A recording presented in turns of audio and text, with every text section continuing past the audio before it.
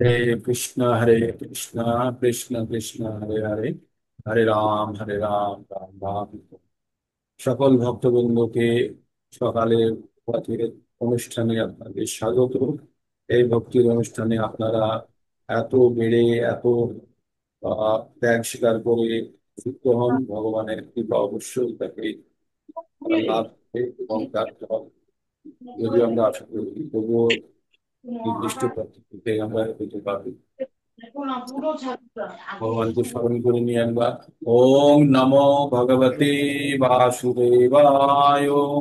ওম নমো ভগবতে বাসুদেবায়।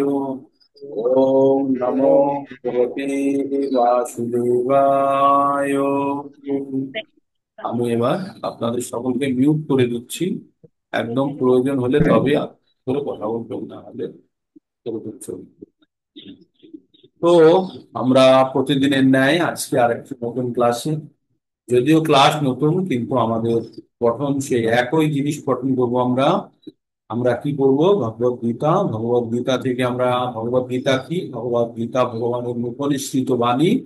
তাই ভগবদ গীতা আহ, ভগবানের মধ্যে কোনো পার্থক্য নেই। ভগবদ গীতা অত্যন্ত পবিত্র গ্রন্থ এবং সর্বদা আমাদের তার যথেষ্ট সম্মান এবং শ্রদ্ধা করা উচিত।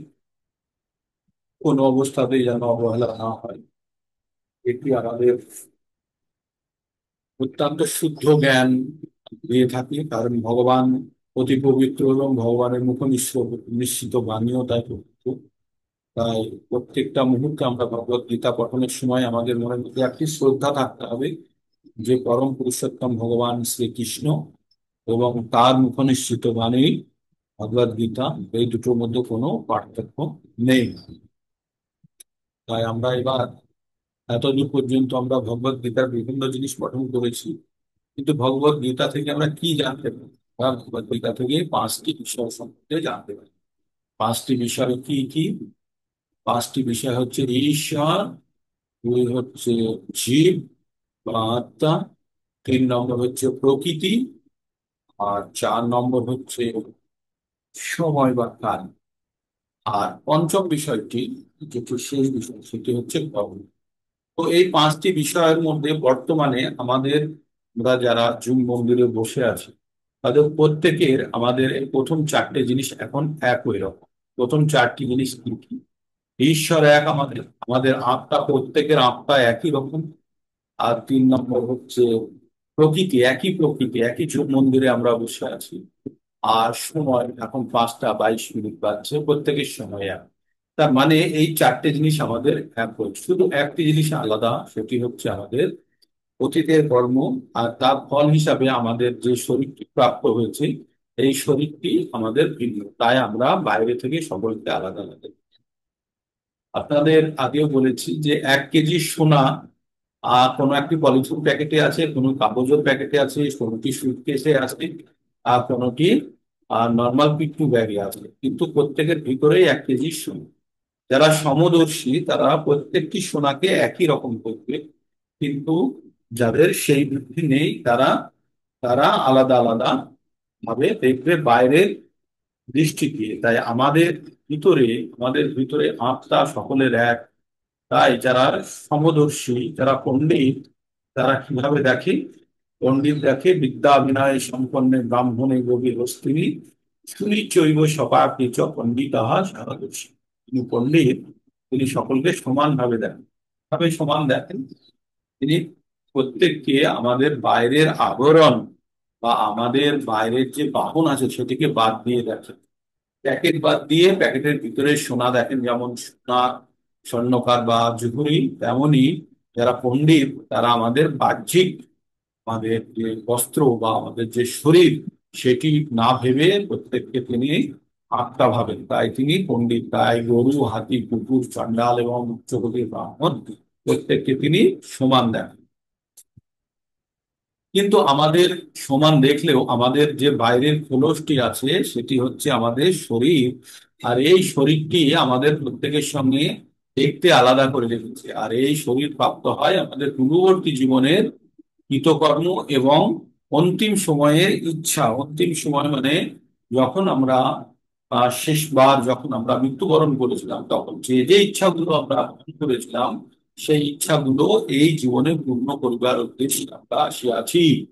তো তাই আমাদের এটা অত্যন্ত গুরুত্বপূর্ণ। এবং কিছু কিছু ইচ্ছা হয়তো পূরণও হয়েছে এবং কিছু আবার অপূর্ণ রয়ে গেছে।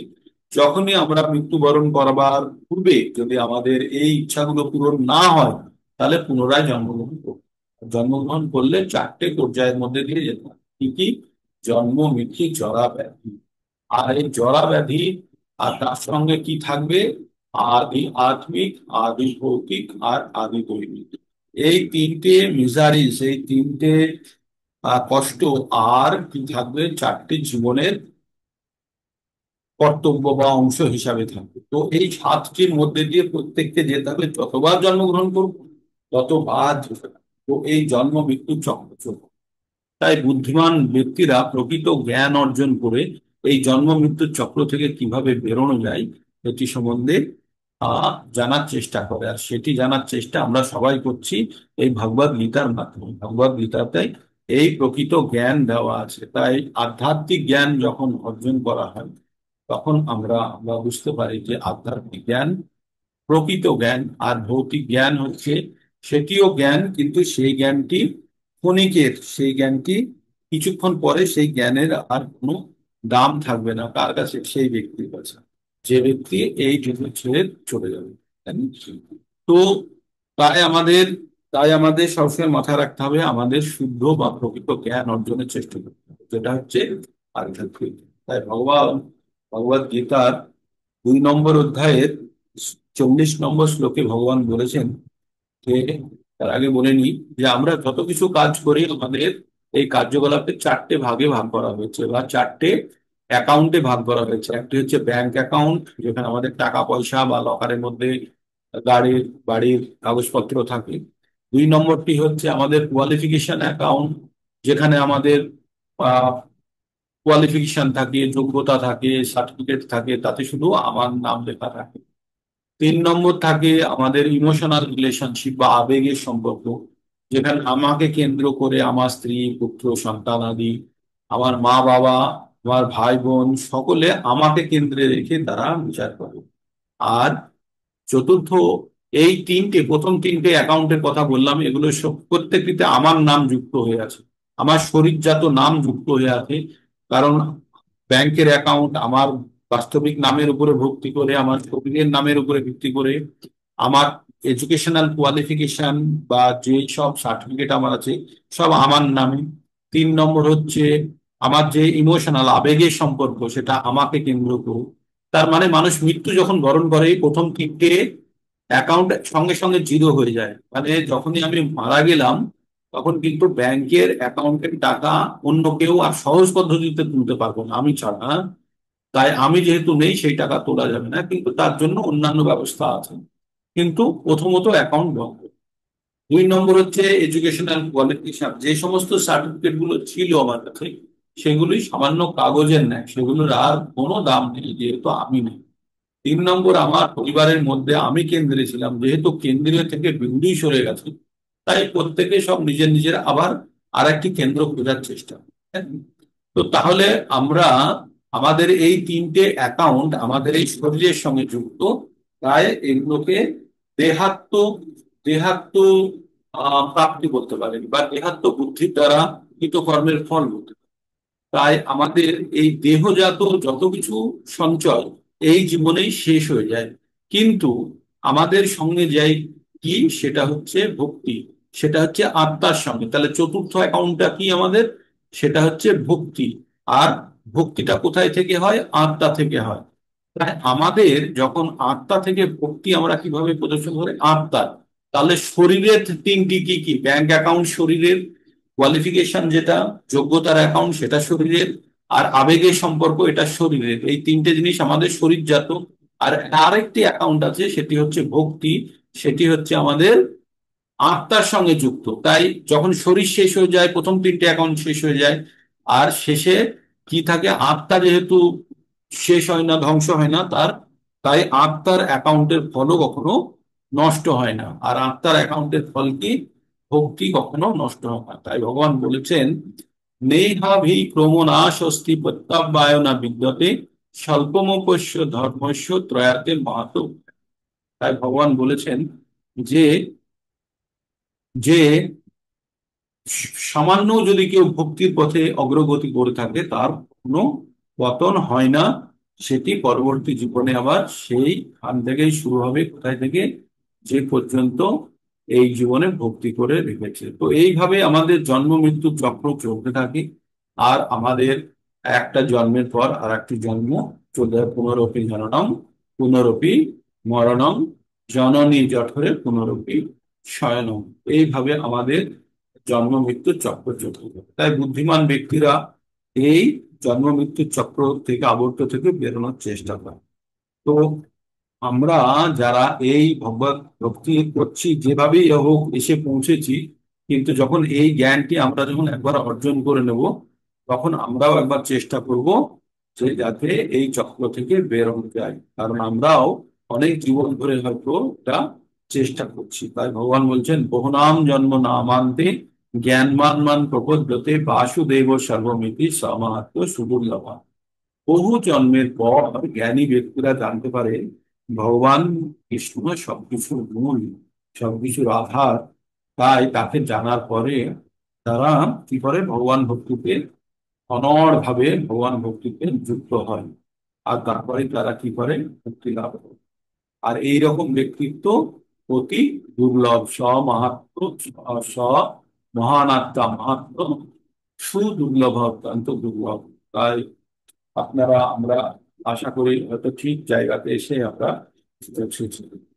এবার আমরা 8 নম্বর অধ্যায়ের আমরা কত নম্বর পর্যন্ত পড়ে ফেলেছি? 8 নম্বরের আপনাদের বলেছিলাম কয়েকটি বিশেষ শ্লোক আছে, সেই শ্লোকগুলিকে মুখস্থ করার জন্য। 8.5, 8.6, 8.7। তো 8 নম্বর অধ্যায় কিভাবে শুরু হচ্ছে? 8 নম্বর অধ্যায় শুরু হচ্ছে অর্জুনের প্রশ্ন দিয়ে। অর্জুন ভগবানকে 8টি প্রশ্ন করেছেন 8 নম্বর অধ্যায়ে। 8টি প্রশ্ন কি?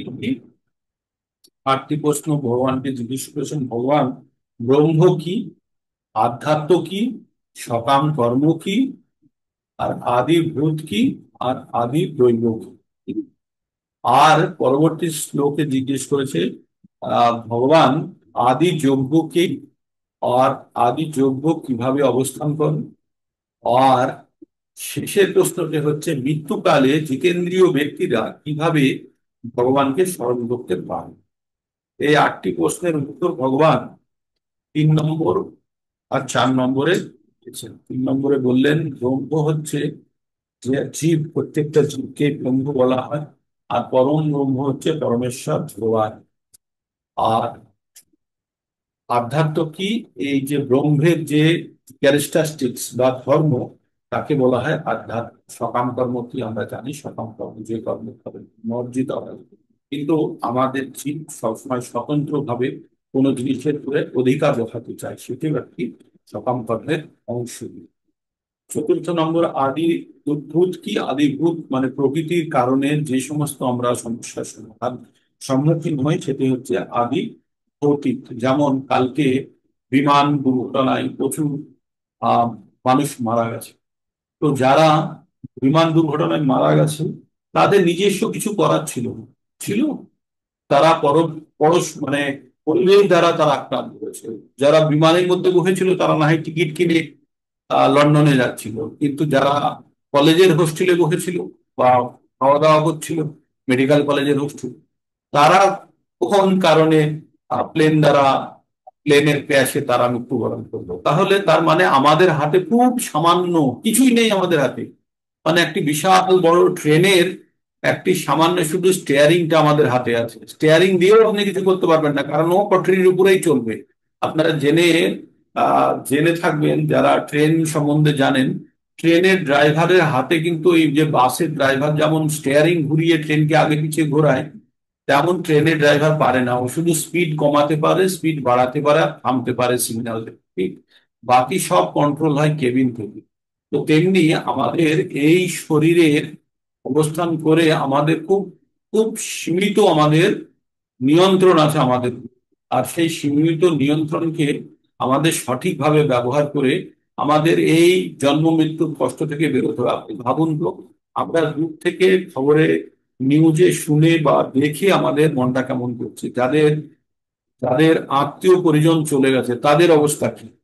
তাদের আত্মীয় পরিজন, তাদের এখন ডেড বডি খুঁজে পাওয়া মুশকিল, কোনটা কার, সেই জন্য ডিএনএ টেস্ট হবে এবং একটা করে কফিনে ভরে দেবে, কেউ বার করতেও পারবে না। আর কালকে আমি একটা ভিডিও দেখছিলাম, ভিডিওটি খুব সংবেদনশীল। দেখে মনে হচ্ছে যে কোনো জীবজন্তুকে আগুনে ফেলে দিলে যেমন পুড়ে হাত পা বাঁকিয়ে মানে ঝলসানো মাংসের মতো হয়ে যায় পিণ্ডের মতো।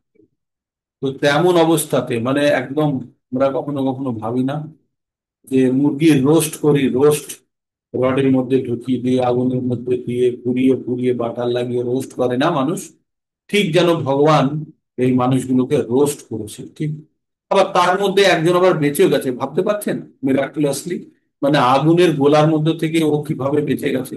তো কেউ এর এর কেউ ক্যালকুলেশন দিতে পারবে? সমগ্র সমস্ত কিছু ভগবানের নিয়ন্ত্রণ আছে। যতক্ষণ না পর্যন্ত আমরা এটি বিশ্বাস করবো, ততক্ষণ পর্যন্ত আমরা কষ্ট ভোগ করবো। বিশ্বাস করলেও করবো, না করলেও করবো। তাই আদি ভৌতিক মানে যেটা আমার নিয়ন্ত্রণে নেই, কিন্তু প্রকৃতির কারণে আমাকে যে দুঃখ ভোগ করতে হচ্ছে, সেটাকে বলছে আদি ভৌতিক। আর আদি দৈবিক মানে হচ্ছে দৈবিক। যেমন বিভিন্ন দেব দেবতা আছে, সূর্য, চন্দ্র, বরুণ, অগ্নি, বিভিন্ন দেবতাদের দ্বারা দিয়ে মানে দেওয়া কষ্টের দ্বারা যখন আমরা ভোগ করি, তো সেগুলো আমাদের অতিবর্ষা, ঝড়, ভূমিকম্প, এই ধরনের জিনিস, দাবানল, যে এই ধরনের জিনিসগুলো আমরা নিজেরা সৃষ্টি করি না, কিন্তু আমরা তার দ্বারা উপদ্রুত হই, আমরা তার দ্বারা ডিস্টার্ব হই। তো এই যে আমাদের তাহলে প্রথমে পাঁচটি কোশ্চেন হলো, তারপর হলো আদি যজ্ঞ। আদি যজ্ঞ, আমাদের প্রত্যেকের শরীরের মধ্যে পরমেশ্বর ভগবান আছেন। তো ভগবানকেই পরমেশ্বর ভগবান পরমাত্মা রূপে আমাদের শরীরে বিদ্যমান। অনু পরমাণু সূক্ষ্মাতি অবস্থাতে আমাদের ভিতরে বিদ্যমান এবং আমাদেরকে কি করেন? আমাদেরকে আমাদের সাক্ষী হিসাবে আমাদের হৃদয়ে বর্তমান। আমাদেরকে আমরা যত কিছু করি তার অনুমান, অনুমন্তা, অনুমন্তা মানে হচ্ছে তার দেন, অনুমতি দেন। আর তিনি অ্যাকচুয়ালি ভোক্তা ভর্তা মহেশ্বর, তিনি মহান, ঈশ্বরের মধ্যে মহান। তো এই যে ভগবান আমাদের হৃদয়ে বসে আছে, এই ভগবান নিজের ফল ভোগ করে না, কিন্তু কি করেন ভগবান? যে এই যে আমরা যে কর্মগুলো করছি সেটা তিনি থাকেন, ভগবান সেখানে সাক্ষী হিসাবে থাকেন। ঠিক? তো এই হলো সাতটি প্রশ্নের উত্তর। আর লাস্ট প্রশ্নটি যেটি হলো, এটি মৃত্যুর সময় জিতেন্দ্রীয় ব্যক্তিরা কিভাবে স্মরণ করবে। তো 8-5 থেকে আমাদের 8-7 পর্যন্ত তিনটি শ্লোক আপনাদেরকে কিন্তু মুখস্থ করতে আমি বলেছি। আর তার সঙ্গে 8-15, 8-16। তো আমরা এই তিনটে শ্লোক এখন পঠন করব, আর ওই দুটো। ঠিক? তো আমরা কি বলবো? অন্তকালে চ মামেব, আপনারাও আমার সঙ্গে বলুন, অন্তকালে চ মামেব শরণ মুক্তা কলেবরম চোত্তয়াতি সমদ্ভাবম অপি নস্তত্র সংশয়। আবার বলুন, অন্তকালে চ মাম শিব শরণ মুক্তা কলেবরম চোত্তয়াতি সমদ্ভাবম অপি নস্তত্র সংশয়। তো ভগবান বললেন, মৃত্যুকালে যে আমাকে স্মরণ করে দেহত্যাগ করবে, সে অবশ্যই আমার ভাব প্রাপ্ত করবে, তাতে কোনো সন্দেহ নেই। তারপরে শ্লোকে কি বললেন? ইয়ম ইয়ম ব্যাপী শরণ ভাবম, ইয়ম ইয়ম ব্যাপী শরণ ভাবম ত্যাজো তত্তে কলেবরম তমে সদা তদ্ভাবো ভাবিতঃ। আবার বলুন, ইয়ম ইয়ম ব্যাপী শরণ ভাবম ত্যাজন্তে কলেবরম তবে বৈতি কর্তে কুরু সদা তদ্ভাবো ভাবিতঃ। তো বললেন যে অন্তিমকালে, যে কন্তিও অন্তিম সময়ে যে যা যা ভেবে দেহত্যাগ করবে, পরবর্তীতে সে সেই সেই জিনিসগুলোই পাবে। আর একটা জিনিস জানতে হবে, যে আপনার সেটি স্মরণে আসবে মৃত্যুর সময়, যেটি সর্বদা আপনি স্মরণে রাখবেন বা সময় যাতে ব্যর্থ না। তাই ভগবান অর্জুনকে কি বললেন? বললেন, অর্জুন এক কাজ করো, তস্মাৎ সর্বেষু কার্যেষু তস্মাৎ সর্বেষু কালেষু মাম অনুসরণ যুদ্ধ চ ময়্যর্পিত মনো বুদ্ধিঃ মামেভ্যো এষস্য অসংশয়। তস্মাৎ সর্বেষু কালেষু মাম অনুসরণ যুদ্ধ চ ময়্যর্পিত মনো বুদ্ধিঃ এষস্য অসংশয়। ভগবান বললেন যে তুমি আমাকে, অতএব তুমি এক কাজ করো, সব সময় তুমি আমাকে মন আর বুদ্ধি লাগিয়ে তুমি যুদ্ধ করো, তাহলে তুমি যে আমাকে পাবে আর আমার কাছে আসবে তাতে কোনো সংশয় নেই। তো ভগবান তিনটে শ্লোকের মাধ্যমে ভগবান মৃত্যুকালে কিভাবে স্মরণ করবে সেটা ভক্তদেরকে বলে দিলেন।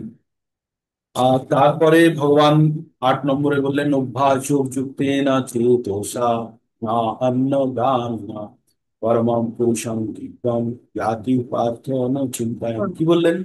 যে অভ্যাস যোগে যুক্ত হয়ে নিত্য নিজের মনকে যে অন্য কোনো দিকে ধাবিত না করিয়ে শুধু পরম পুরুষের চিন্তায় মগ্ন, যে সে অবশ্যই ভগবানকে লাভ করবে। এই বলে ভগবান আরো কিছু বললেন, যোগে বিদ্যার কথা বললেন। মৃত্যুর সময় ওঙ্কার শব্দ করতে করতে ভুরুর মাঝখানে যদি প্রাণবায়ুকে স্থিত করে কেউ সমাধিস্থ হয় তাহলেও সে ভগবান কে প্রাপ্ত করবে। তারপরে ভগবান কি বললেন? অনন্য চেত অনন্য চেতা চেতাহম সততম যো মাম সরতি নিত্যশ তস্যাং সুলভম পার্থ নিত্যযুক্ত যোগিনঃ। কি বললেন?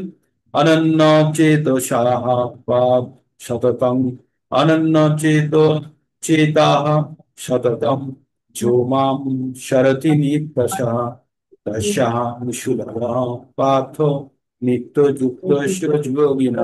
ভগবান বললেন একাগ্র চিত্তে যিনি কেবল আমাকে নিরন্তর শ্রবণ করেন, আমি সেই নিত্যযুক্ত ভক্তযোগীর কাছে সুলভ হয়। তাহলে ভগবান কি বললেন?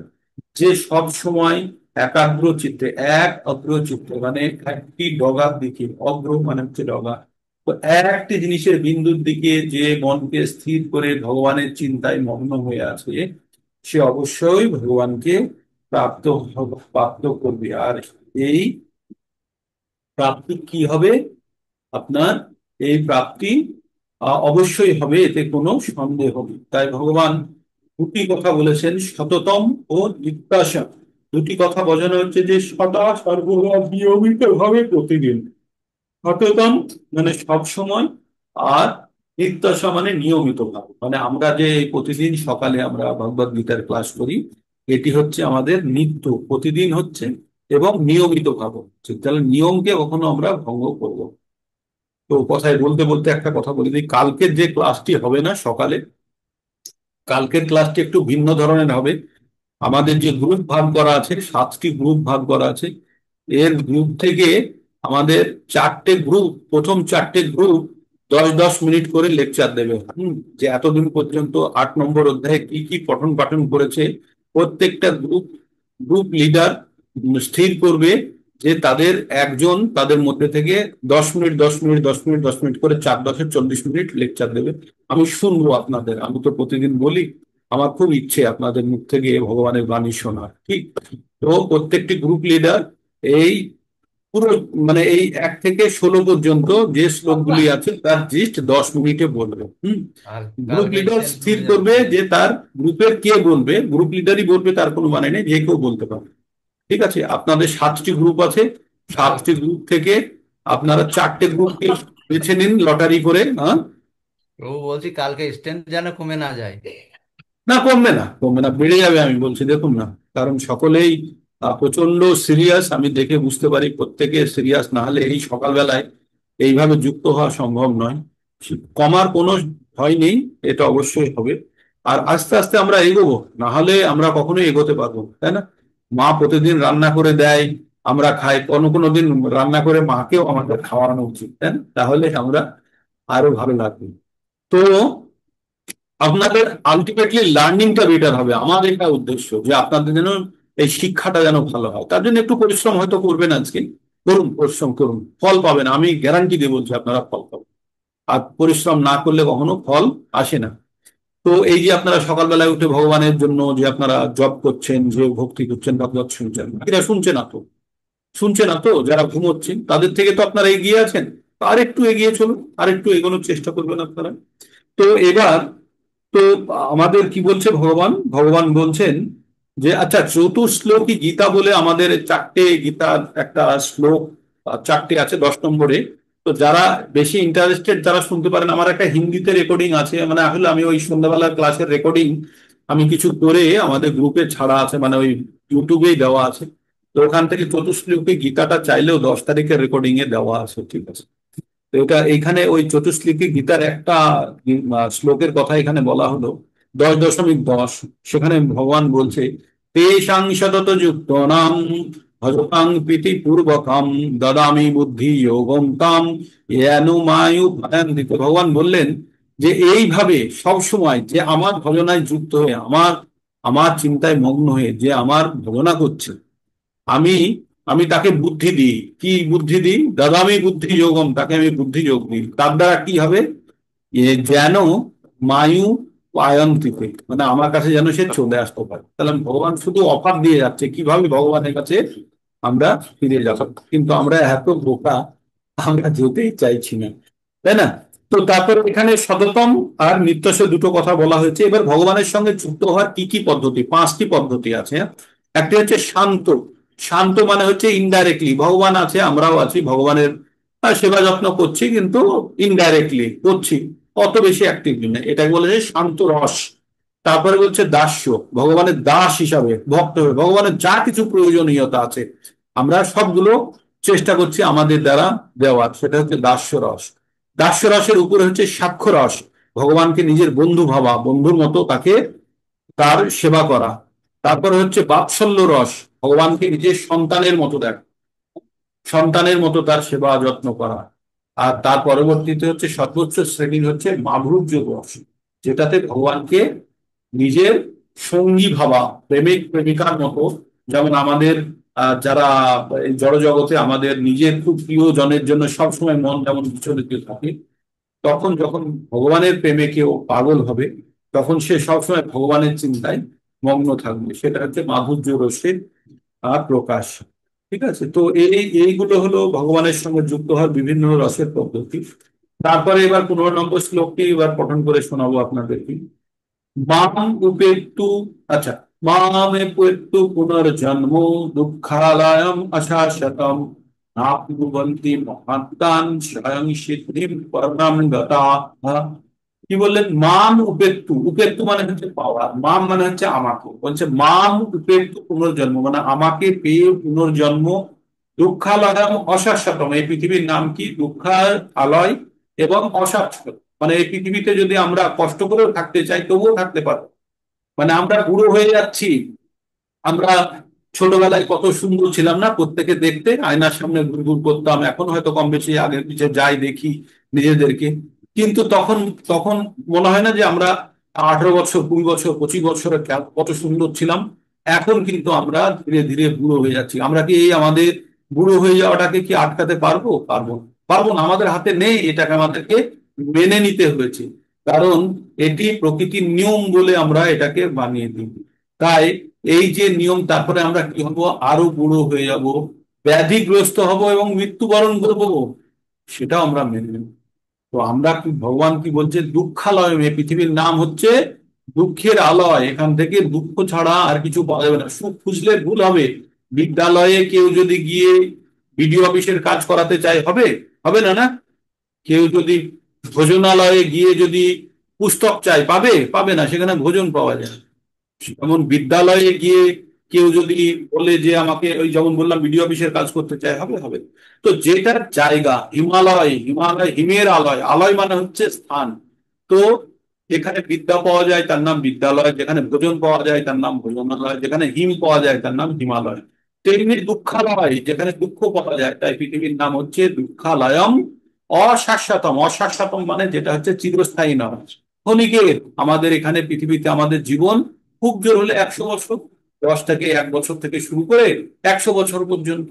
তো এইভাবে আমাদের জীবন কিন্তু আমাদের যাবেই। তো বুদ্ধিমান ব্যক্তিরা কি করবে? বুদ্ধিমান ব্যক্তিরা যত তাড়াতাড়ি বুদ্ধিমান ব্যক্তিরা বুঝবে যে আমাদের তো জীবন যাবেই, তাহলে কি হবে, জীবনের পরম উদ্দেশ্যটাকে আমাদেরকে সাধিত করতে হবে। পরম উদ্দেশ্য কি আমাদের জীবনের, সেটি জ্ঞান অর্জনের মাধ্যমে জানতে হবে যে আমাদের জীবনের উদ্দেশ্য কি। এই বারবার কষ্টের জন্মগ্রহণ করে এই জন্ম মৃত্যুর চক্র থেকে আমাদের যে প্রত্যেকবার আমরা কষ্ট করছি, বিভিন্ন ধরনের কষ্ট, আজকে হয়তো ভগবান আপনাদেরকে অনেককেই ভালো অবস্থায় রেখেছে, ভাবছেন তো ঠিকই আছে জীবন। আবার যার কষ্ট আছে সে ভাবছে কি করে এই জন্ম মৃত্যু চক্র থেকে মুক্ত হব। তো তো বিভিন্ন জনের বিভিন্ন ধরনের সমস্যা আছে। তবে একটা হাতও কেউ তুলতে পারবেন না বা খুঁজে পাবো না যে বলবে যে আমার কোনো সমস্যা নেই, আমি প্রচন্ড আনন্দে আছি, আমার কোনো দুঃখ কষ্ট নেই। একটা হাত তুলে আমাকে দেখান, এখানে কেউ দেখাতে পারে না। প্রত্যেকের কোনো না কোনো কষ্ট আছে। তাই পৃথিবীর নাম হচ্ছে দুঃখালয়ম এবং অশাশ্বতম। আর কেউ বাচ্চা অবস্থাতে এখন স্থির নেই, প্রত্যেকে বুড়ো হয়ে যাচ্ছি, আর একদিন আমরা মৃত্যুবরণ করবো। তার মানে আমরা কেউ শাশ্বত নয়, শাশ্বতকে শুধু আত্মা। আবার এই শরীর ত্যাগ করে নতুন একটি শরীর ধারণ করবে। তাহলে আমাদের শরীরটা অশাশ্বত, কিন্তু আমাদের আত্মা শাশ্বত। তাই 2 নম্বরে 14 নম্বর শ্লোক ছিল, 16 নম্বরে, না শত বিদ্যতে ভাবো না ভাবো বিদ্যতে শত, উভয়েরপি দৃষ্টান্ত তনয়স্তত্ত্ব দর্শনী। যারা তনয়স্তত্ত্ব, যারা তত্ত্বদর্শী, তারা জানে যে এই শরীরটা অনিত্য কিন্তু আমাদের আত্মা নিত্য। তাই আত্মা সর্বদা বিরাজমান, কিন্তু শরীরটা ক্ষণিকের, শরীরটা সর্বদা বিরাজমান না। তো তাই ভগবান এখানে কি বললেন, নাপনুবন্তি মহাত্মান না আপনুবন্তি, আর প্রাপ্ত হন না। কি প্রাপ্ত হন না? পুনর্জন্ম হয় না তাদের। কাদের? ভগবানকে পেয়ে গেলে। মহাত্মান স্বয়ং সিদ্ধি, তারা সিদ্ধি লাভ করে পরম স্থানে গমন করে। তাই বলছে মহাত্মা ভক্তি পরায়ণ যোগীগণ আমাকে লাভ করে এই দুঃখপূর্ণ সংসারে পুনরায়, নশ্বর সংসারে পুনরায় জন্মগ্রহণ করে না, কেননা তারা পরম সিদ্ধি প্রাপ্ত হয়েছে। তো আপনাদের মধ্যে কে কে পরম সিদ্ধি পেতে চান? হাত তুলুন দেখি, কে কে পরম সিদ্ধি পেতে চান, দেখি একবার হাত তুলুন। তুলুন, হাত তুলুন। যারা এমনি ক্যামেরায় তুলতে পারছেন না, তারা হ্যান্ড রেজ করার একটা পদ্ধতি আছে আমাদের এতে। এই দেখুন, এইভাবে হ্যান্ড রেজ করা যায়। এখানে একটা ওই রিয়াক্ট বলে একটা অপশন আছে, ওখানে গিয়ে এরকম হাত হাত রেজ, এই যে আমি একটা হাত তুললাম না, এইভাবে হাত তোলা যায়। ঠিক, যারা জানেন না কোনো অবস্থা নেই, এমনিও হাত তুলতে পারে না। তো হ্যাঁ, এই যে মনমোহন বাবু হাত তুলেছে, তো এইভাবে হাত তোলা যায়। হ্যাঁ, এই তো অসিত বাবু তুলেছে। তো বা আপনারা ফিজিক্যাল হাত যারা তুলেছেন, তো আমরা প্রত্যেকে, বা খুব ভালো। তো আমরা প্রত্যেকে আমরা কি চাই, এই জন্ম মৃত্যু, বিশ্বকর্মা মাতাজি তুলেছেন, তারপরে দীপ্তি মাতাজি, স্বপ্না মাতাজি তুলেছেন, যমুনা মাতাজি এখন ক্যামেরা অন করলেন, হয়তো তিনিও তুলেছেন। তো এইভাবে আমাদের প্রত্যেককে খুব খুব, ঠিক আছে, হাত নিচে করে নেব। তো আমরা আমরা আমরা কি করতে চাই, আমরা এই যে এই জ্ঞানটি যখন আমাদের মনের মধ্যে, আমরা যখন এই জ্ঞানটি এসে যাবে যে এই এই জীবনে আমরা আর পুনরায় বারবার আসতে চাই না, আমরা চাই একটা শান্তির জায়গা, তাই না? প্রতিদিনই একজনকে যদি অফিসে গিয়ে সারা দিন যদি ওকে দৌড় করায়, তখন কি ভাববে রবিবার কবে আসবে, মনে হয় না যে একদিন আমি আরাম করবো? তেমনি আমরা জন্ম মৃত্যু করে বারবার ঘুরতে ঘুরতে আমরা হাঁপিয়ে গেছি, এবার আমাদের রেস্ট দরকার। তাই আমাদের কোথায় যেতে হবে? ভগবানের পরম ধামে যেতে হবে। সেখানে গেলে আর আমাদের কষ্টের জীবনে আসতে হবে না, সেখানে নিজেকে বিভিন্ন রসে আমরা আবদ্ধ করতে পারবো। কি কি বললাম? শান্ত রস, দাস্য, সাক্ষ্য, বাৎসল্য এবং মাধুর্য, এই 5টি রসের যে কোনো একটি রসের মাধ্যমে ভগবানের সঙ্গে আমরা যুক্ত হতে পারবো। তাই ভগবান কি বললেন, যে ভগবানকে পেয়ে গেলে আর এই দুঃখালয়ে মশাশতমে কেউ আসবে না। তাই আমাদেরকে সকলে, এবার যখন আমরা এটা জেনে গেছি, তাহলে সকলকে আমাদেরকে ওটা পাওয়ার জন্য চেষ্টা করতে হবে। কি চেষ্টা, কিভাবে করতে হবে? ভগবান বারবার বলেছে, আমাকে স্মরণ করো, মনমনা ভাব মত মদ্দাজি মাম নমস্কুরু মামেরও এসি সত্যন্তে প্রতি জানে প্রিয় অসীমে। হে অর্জুন, তোমার কাছে আমি প্রতিজ্ঞা করছি, যে আমাকে নমস্কার করে, যে আমাকে, যে ভক্তি করে, যে আমাকে, যে আমার পুজো করে, আমি তা, সে আমার কাছে আসবেই, তাতে কোনো সন্দেহ নেই, আমি প্রতিজ্ঞা করে বলছি। তো এই যে মন, মন প্রাণ দিয়ে ভগবানের প্রতি যদি আমাদের সমর্পণ থাকে, সে ভগবানের কাছে যাবেই, তাতে কোনো সন্দেহ নেই। তো এটি আমাদেরকে আমাদেরকে এটি আমাদেরকে অভ্যাস করতে হবে। আর অভ্যাস করার ফলে আমরা কি করব, এটা এটার যে ফল, সেটা সুন্দরভাবে এসে যাবে। তাই আমরা জন্ম মৃত্যুর বারবার চক্র থেকে আমরা এটা উপলব্ধি করতে পেরেছি, এটি হচ্ছে দুঃখালয়ম অশাশ্বতম, এখানে আমাদের স্থায়ী জায়গা নয়। তাই এই স্থায়ী জায়গা থেকে মুক্ত হওয়ার জন্য ভগবান কি বলেছে 18 নম্বরের 62 নম্বর শ্লোকে বলেছে, 18 অধ্যায়ের 62, তামেব শরণং গচ্ছ সর্বভাবেন ভারত, তৎপ্রসাদাৎ পরম শান্তিম স্থানং প্রাপ্স্যসি শাশ্বতম। বলছে এই ভাগ বারবার জন্ম মৃত্যু চক্রে পড়ে থাকার থেকে তুমি এক কাজ করো, তুমি একজনের শরণে চলে যাও। তামেব শরণং গচ্ছ, তার শরণে চলে যাও। সে কি করবে? তৎপ্রসাদাৎ পরম শান্তিম, তার দয়াতে পরম শান্তির জায়গা পাওয়া যাবে। আর সেই জায়গাটা কতদিনের জন্য? পরম শান্তিম স্থানম শাশ্বতম, চিরকালের জন্য। এটা একদিন দুদিনের জন্য নয় যে এসি রুমের মধ্যে বসলাম একটু আনন্দ পেলাম, তা নয়, চিরকালের জন্য আমাদের সেখানে শান্তির জায়গা তৈরি হয়ে আছে। আমরা সেখানেই ছিলাম, কিন্তু আমাদের মনের মধ্যে একটি ভাবনা তৈরি হয়েছিল, আমরা স্বতন্ত্রভাবে আমরা ভোগ করতে চাই, সেই ভোগ করার ইচ্ছা নিয়েই পৃথিবীতে এসেছি। এসে আমরা এবার ফেঁসে গেছি, হ্যাঁ, এসে আমরা এখানে ফেঁসে গেছি। তো আমাদের যদি এই জ্ঞানটি হয়ে যায় যে আমরা এই পৃথিবীর জন্ম মৃত্যুর চক্রে আটকে আছি, এটা আমাদের প্রকৃত স্থান নয়, এখান থেকে আমাদের প্রকৃত আমাদের গৃহে ফেরত যেতে হবে, তাহলে আমরা কিন্তু নিজেদের কে তৈরি করতে পারি এবং আমরা কিছু অভ্যাস করতে পারি। সেই অভ্যাসটার নামই হচ্ছে ভক্তিযোগ। তারপরে ভগবান কি বললেন 16 নম্বরে? আরম্ভ ভুবন লোকা পুনরাবর্তিন অর্জুন, মাম উপেতু তু কন্তেয় পুনর্জন্ম না বিদ্যতে। ভগবান আগের শ্লোকে কি বললেন? মাম উপেতু পুনর্জন্ম দুঃখালয়ম অশাশ্বতম, আমাকে পেয়ে গেলে এই দুঃখালয়ম অশাশ্বতমে আর জন্ম হয় না, তাই না? দুঃখালয়ম অশাশ্বতমে আর আসতে হয় না, সে পরম সিদ্ধি পেয়ে যায়। কিসে বললো? 15-তে। 16-তে কি বলছে?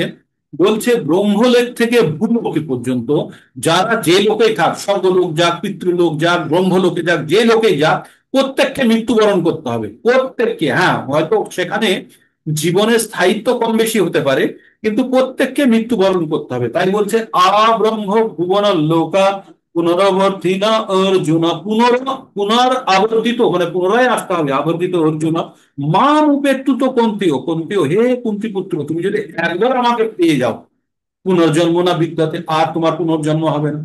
তো ভগবান এটি বারবার আগের শ্লোকেও যেভাবে বলেছে এই শ্লোকটিতেও সেই কথাই বললো। আগের শ্লোকে বললে যে পুনর্জন্ম হবে না, আর এখানে বললো যে ব্রহ্মলোক থেকে থেকে ব্রহ্মলোক পর্যন্ত প্রত্যেকটা জায়গাতে জন্ম মৃত্যুর চক্র আছে। দেবতাদেরও জন্ম মৃত্যুর চক্র আছে, ওদের হয়তো জীবনের স্প্যান আলাদা। আমরা ব্রহ্মার জন্ম জীবন কতদিন, আমরা এই পরের পরের শ্লোকে আমরা পড়বো কতদিন ব্রহ্মা বেঁচে থাকবো, ঠিক আছে?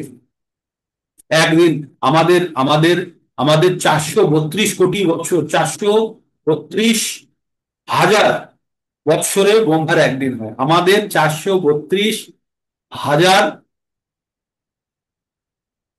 বৎসরে ব্রহ্মার একদিন হয়। তো এইরকম ভাবে আমরা আরো দেখতে পাবো, পরবর্তীতে আসবে, আমরা এই এই বিশ্লেষণটা দেখব। 432 কোটি, 432 হাজার বছর ইজিকাল টু ব্রহ্মার একদিন। আর ব্রহ্মার একদিনে ভগবান শ্রীকৃষ্ণ পৃথিবীতে অবতার নিয়ে আসেন, প্রত্যেক ব্রহ্মার একদিনে, মানে ভগবান একবার পৃথিবীতে আসেন। তো এবার কি বলছে যে তাহলে কি হলো? হে অর্জুন, এই ভুবন থেকে সর্বোচ্চ ব্রহ্মলোক পর্যন্ত সমস্ত লোকই পুনর আবর্তনশীল, অর্থাৎ সেখানে পুনর্জন্ম হয়, কিন্তু হে কন্তীয়, আমাকে প্রাপ্ত করলে আর পুনর্জন্ম হয় না। তো এই পর্যন্ত আমাদের হয়ে গেল 16। এই 16 পর্যন্ত কালকে আপনারা সুন্দরভাবে খুব, এতদূর পর্যন্ত একটা ভিন্ন অংশ, পরের অংশটি একটু অন্যরকম হয়ে যাবে, ঠিক আছে? একটু অন্যরকম। মৃত্যুর সময় বৈশাখ মাসে মরলে কি হয়, শীতকালে মরলে কি হয়, গরমকালে মরলে কি হয়, রাত্রে মরলে কি হয়, এই জিনিসগুলো পরবর্তীতে আমরা পাবো। তো সেগুলো আমরা কালকে হবে না, পরশুদিন আলোচনা করব। কালকে আপনাদেরকে একটা ছোট আজকে একটা ছোট প্রিপারেশন নেবেন, 10 মিনিট, 10 মিনিট বলার জন্য। তো 10 মিনিট বলার জন্য আপনারা যদি আবার নিজেদের মধ্যে কেউ ভাগ করে নিতে পারেন, 5-5 ভাগ করতে পারেন। 5-5 মিনিট হলে এক একটা গ্রুপ, যদি 5 মিনিটের এক একজন বলে, তাহলে টোটাল 40 মিনিট হয়ে যাবে, 8 জন বলতে পারে। 7টা গ্রুপ আছে, আপনারা 7টা গ্রুপের একজন করেও বলতে পারেন, অথবা 4টে গ্রুপ থেকে 10 মিনিট করে বলতে পারেন, যেমনটা আপনারা ভাববেন যে বেটার হবে সেটা করুন, কিন্তু কালকে আমি শুনবো আপনাদের থেকে, আমি কালকে আপনাদের থেকে একটু শুনতে চাই, ঠিক আছে? তো এই পর্যন্ত 16 নম্বর পর্যন্ত থাকলো। আজকে 6টার মধ্যে শেষ করতে পেরেছি, অনেকদিন ধরে স্ট্রাগল করি যে 6টার মধ্যে শেষ করতে পারবো কিনা। আপনাদের যদি কারোর কিছু প্রশ্ন থাকে বলতে পারেন। আজকে সংখ্যা কিন্তু খুব কম, খুব কম আজকে সংখ্যা, 23 জন মাত্র। ঠিক আছে, তবুও আপনারা যারা গ্রুপ লিডার আছেন তারা দেখবেন যে কারা কারা জয়েন করেননি। আমি কয়েকজনকে দেখতে পাচ্ছি যাদের নাম দেখতে পাচ্ছি না, তারা নিয়মিত জয়েন করেন কিন্তু আজকে দেখতে পাচ্ছেন না। তারা দেখবেন, যেমন রীনা শিক্ষা মাতাজি, শম্পা মাতাজি, আর তারপরে প্রাণকৃষ্ণ প্রভু, এরা 3 জন জয়েন করেন। তো আর একটা প্রভু জয়েন করতেন, জ্ঞানেশ্বর প্রভুজি, তাকে দেখতে পাচ্ছি না। তারপরে এরকম অনেক কজনকে দেখতে পাচ্ছি না, তবে আপনারা দেখবেন, কথা বলুন নিজেদের মধ্যে, বলে দেখবেন কেন আসছেন না। ক্যামেরা অন করুন। প্রভুজি, বলুন। বলছি আপনি সেই 9 প্রকার ভক্তি বলেছিলেন না? নবিধা। হ্যাঁ, নবিধা ভক্তি শ্রবণং কীর্তনং পাদ বিষ্ণু সেবনং শরণম আত্মনিবেদন আত্মনিবেদন। বিষ্ণু, মানে বিষ্ণুর করতে হবে ওটা। আচ্ছা, তো এটা হ্যাঁ, ছন্দে। তো আমার অর্চনং বন্দনং আর কি আছে? ওটা কটা? শ্রবণ, আচ্ছা প্রথমে বলি শ্রবণ, কীর্তন, হ্যাঁ, স্মরণ। শ্রবণ, কীর্তন, স্মরণ মানে মনে করা বা মনন করা। সেবন। তারপরে হচ্ছে পাদসেবনম। হ্যাঁ, তারপরে পাদ সেবন, তারপরে হচ্ছে অর্চনম, অর্চন, বন্দনং। বন্দনম, হ্যাঁ, দাস্য, সাক্ষম, আর আত্মনিবেদন। আচ্ছা। ঠিক আছে, এই নবিধ ভক্তির পদ্ধতি। ঠিক। তো যারা যারা লিখেছেন তারা লিখে নেবেন, আর যারা লেখেননি তাদেরকে কিন্তু আবার রেকর্ডিং শুনে মনে বুঝতে হবে, ঠিক আছে? তো এই ছিল আজকের প্রোগ্রাম। আর কারো কিছু জিজ্ঞেস করা থাকলে জিজ্ঞাসা হাত তুলুন, অথবা ক্যামেরাটা যারা আর কেউ অন করতে চান অন করুন, আমি একটা স্ন্যাপ নিয়ে নিই। আজকের অ্যাটেন্ডেন্স, অ্যাটেন্ডেন্স খুব পুর আজকের। হরে কৃষ্ণ হরে কৃষ্ণ, কৃষ্ণ কৃষ্ণ হরে হরে, হরে রাম রাম রাম। হরে কৃষ্ণ হরে কৃষ্ণ, কৃষ্ণ কৃষ্ণ হরে হরে, হরে রাম রাম রাম হরে কৃষ্ণ। তো আজকের অ্যাটেন্ডেন্স হয়ে গেছে, এখানে আমরা প্রোগ্রাম শেষ করছি। আবার কাল আপনারা সব আজকে তৈরি হন। 8 জনকে কালকে 5 5 মিনিট করে লেকচার দিতে হবে, ঠিক আছে? খুব সহজ, খুব সহজ, বইটা পড়লেই বুঝতে পারবেন। আর দেখবেন আপনাদের লার্নিং লেভেল চেঞ্জ হয়ে গেছে, আপনাদের লার্নিং লেভেল চেঞ্জ হয়ে গেছে। হরে কৃষ্ণ। ওম নমো ভগবতে বাস